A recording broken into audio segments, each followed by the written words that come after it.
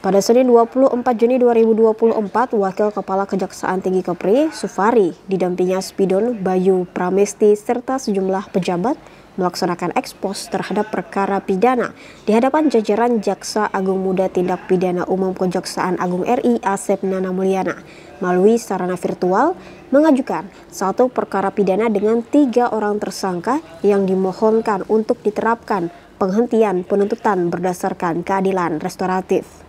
Kejaksaan Negeri Bintan mengajukan satu perkara tindak pidana orang dan harta benda atau OHARDA dengan 3 orang tersangka atas nama Fajar Agusti bin M. Sadri Saputra dalam perkara tindak pidana penadahan melanggar pasal 480 ayat 1 KUHP. Kemudian Rangga Saputra alias AP bin Muhammad dalam perkara tindak pidana penadahan melanggar pasal 480 ayat 1 junto pasal 55 ayat 1 ke 1 KUHP.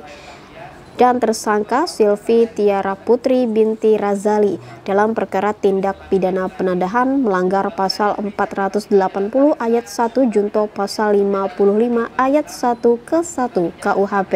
Dari permohonan pengajuan tersebut dilakukan penghentian penuntutan berdasarkan keadilan restoratif justice telah disetujui oleh Jaksa Agung Muda Tindak Pidana Umum Kejaksaan Agung RI dengan alasan dan pertimbangan menurut hukum terhadap pemberian penghentian penuntutan berdasarkan keadilan restoratif yang telah memenuhi syarat.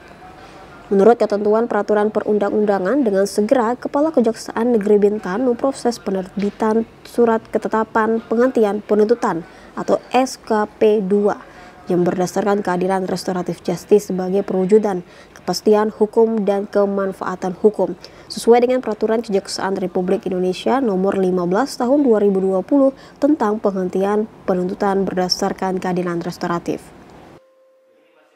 Berdasarkan apa yang telah dipaparkan tadi bahwa terhadap para tersangka yaitu sebanyak 3 orang atas nama Fajar Agusti bin M. Sadri Saputra, kemudian tersangka Rangga Saputra alias Apek bin Muhammad dan tersangka Silvi Tiara Putri binti Razali. Kejaksaan Tinggi Kepri melakukan penyelesaian perkara tindak pidana dengan mengedepankan keadilan restoratif yang menekankan pemulihan kembali pada keadaan semula dan keseimbangan perlindungan, kepentingan korban maupun pelaku tindak pidana yang tidak berorientasi pada pembalasan, merupakan suatu kebutuhan untuk masyarakat dan sebuah mekanisme yang harus dibangun dalam pelaksanaan kewenangan penuntutan dan pembaharuan sistem peradilan dengan memperhatikan azas peradilan cepat, sederhana, dan biaya ringan dalam rangka menciptakan rasa keadilan di tengah-tengah masyarakat. Rizky TV Kepri dari Tanjung Pinang mengabarkan.